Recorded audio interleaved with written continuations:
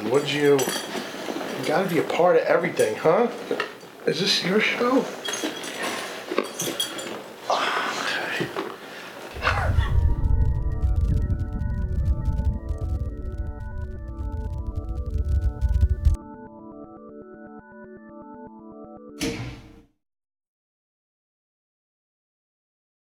Hey, I'm Antonio Ballatore from the Antonio Treatment, and yeah, what do you want?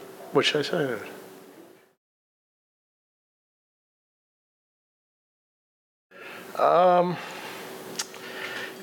You know, it's funny how where I'm ending up or what I'm doing now. It's like everything throughout my life kind of led to this. You know, from is that collar volume? You want me to take that off? All right. Yeah, it's funny how where I landed and where I am now, because it's like everything I've done throughout my life has made up what it is now, kind of, you know, if that makes sense. It's like I didn't want to be, I didn't plan on being a designer, you know. I wanted to play music. I toured in punk rock bands and played music forever, and as I was getting older and like touring in a van with 6 dudes and sleeping on in one hotel room with 6 dudes on the floor, I was like, this isn't what I thought it was going to be. And one day I ran into a friend who was working for David LaChapelle. He's like, yo, you want to build some stuff? I'm like, who's David LaChapelle? What do you mean, you know? And I showed up, and there's like stuff on fire, drag queens fighting, DJs, like all this craziness and these crazy sets and this whole different world. So I just dove right into it, and that kind of led up to where I am now, you know? You know, it's hard to just say one thing that I'm super proud of. I think it's like I said, it's all these events, like from playing in a punk rock band. Like when we toured with Murphy's Law, I was like this. That's one proud thing in my life. I had a bar in Lower East Side that I took from nothing and blew it up and made it this cool punk rock hangout, and you know, for the Lower East Side of Manhattan. And then the stuff I did for David LaChapelle, like the Hotel LaChapelle years and all that. I mean, that's some of the proudest stuff I'm you know, some of the stuff I'm proudest of. And then, you know, going on Design Star, which is totally random, and winning that. I never even really knew much about it, and kind of my friends like sent my stuff in, and I was like, all right, whatever, I'll show up. You know, I was ready for a change, and then, you know, I'm in 2 seasons right now, and you know, it's hard to pick out one thing. It's everything. It's like all these different periods kind of are all cool. You know, it's hard to say. I'm not really proud of anything I did on Design Star. You know, like, because everything was just like a competition, and you had to deal with everybody else, and it was like all this drama and craziness. You know, so I look back on that, and I was like, oh, I wish I did something a little bit better. But you know, with our show, with the Antonio Treatment, it's like every job I try to do something different and take chances, and sometimes it's amazing, and sometimes I'm like, you know, like, you know, I could have done that better, but at least I feel like I'm taking that chance and trying to do something different rather than just calling in and do something that you see every day, you know.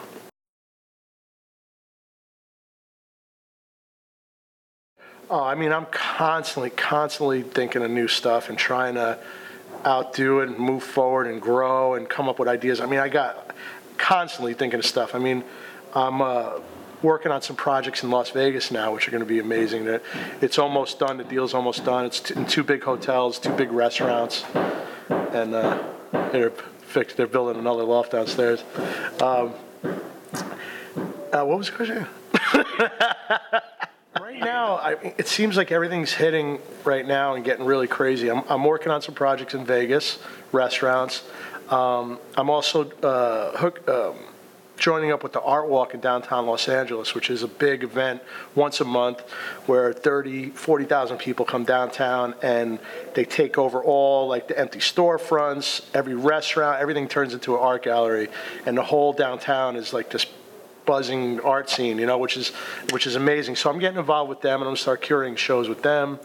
I just got back from meeting with some dudes, and we're going to start doing some houses, brand new construction and flips. We got a bunch of projects coming up with that. I got an art installation going on in Atlantic City. I mean, it's just like from the show, all these things opened up, and it's just amazing. I'm just like, I just want to do everything because it's all cool, you know. It's all fun stuff. It's all creative, and it's all new, you know. It's or not new, but it's just a whole new world, you know.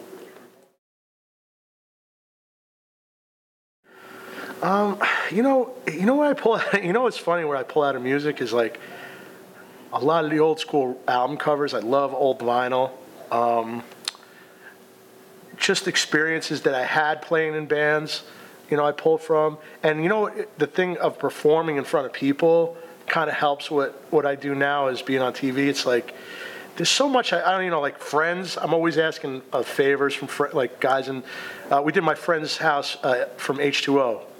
And his son is this little drummer. And I turned his bed into a drum riser and had a trundle bed underneath the drum riser, made like Marshall Stack speaker wallpaper. And, I pull from everything throughout the years. It's like a combination of music, growing up with artist parents, it's like I'm always pulling from all these different things,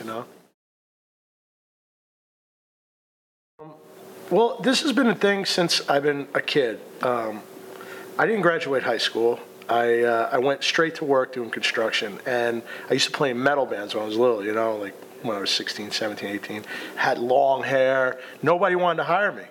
And so I went straight into construction, building houses, doing all that. And it was always this thing that I can, that was the only thing I could do, which is cool now looking back on it, but nobody wanted to hire me. And even when I was doing construction, I had to pull my hair back and all this stuff. I'm like, and from that point on, when I was working, when I got my bar on the Lower East Side or ran construction crews in the city, I had a lot of friends in bands, touring bands that always needed work. So I'd always help support them. Like when I had my bar in New York, I had Derek who sings for Sepultura now. He used to do security. I had John Joseph doing the door from the Cro-Mags. I had guys from Quicksand behind the bar. And I was always flexible, and I always liked supporting the musicians and the artists because I was that, that's what I was doing, and I just wanted to spread that. So now with my show, I have the opportunity to show all these creative people and all these artists, that would never else get seen or wouldn't get seen on HGTV or whatever, have that exposure. So for me, it's just opportunity to really help people out and make a community out of it, and not just go in it, oh, this is my thing, It's like it's about all of us trying to unite, make it.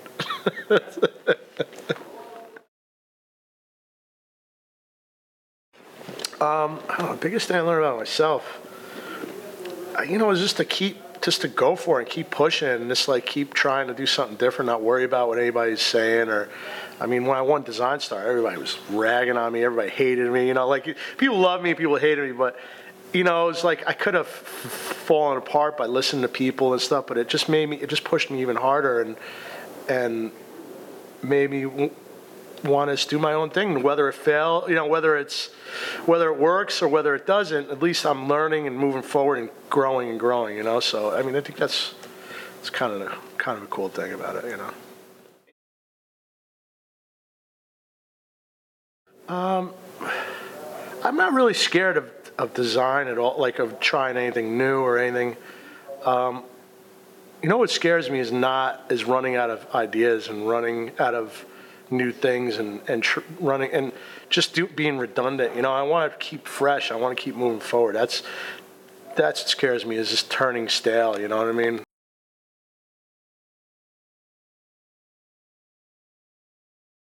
All right, so I'll show you around the house. I've been collecting stuff. My dad was a huge collector, and my dad just gave me these, and I brought back these in the suitcase one at a time every time I go back to New York, and I finally got the full collection. These are like late 1800s Indian from India. These, I think they were like some kind of puppets or some kind of thing. There was these pieces that went on the bottom.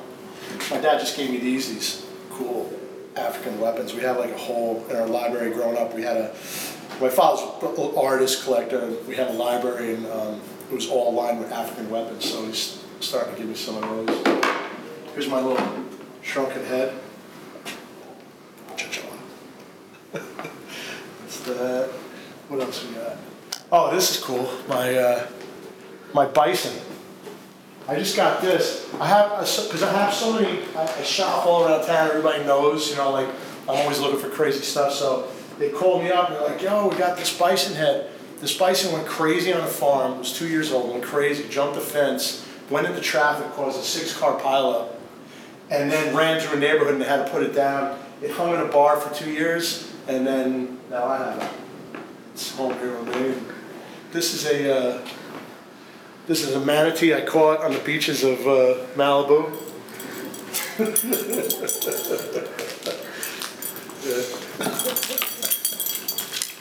Oh yeah, and that rhino over there, they threw that in there for a couple extra bucks with the bison head. It's just a fiberglass old school.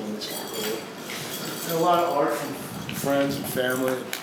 That's this painting my dad did around 40 years ago. This is his assistant Betty, and she's an alcoholic. And you see the bottle there. She used to smoke, and she wound up dying of cirrhosis because she was such a drinker. But my dad came back from lunch one day and painted that with his fingers. And this is cool.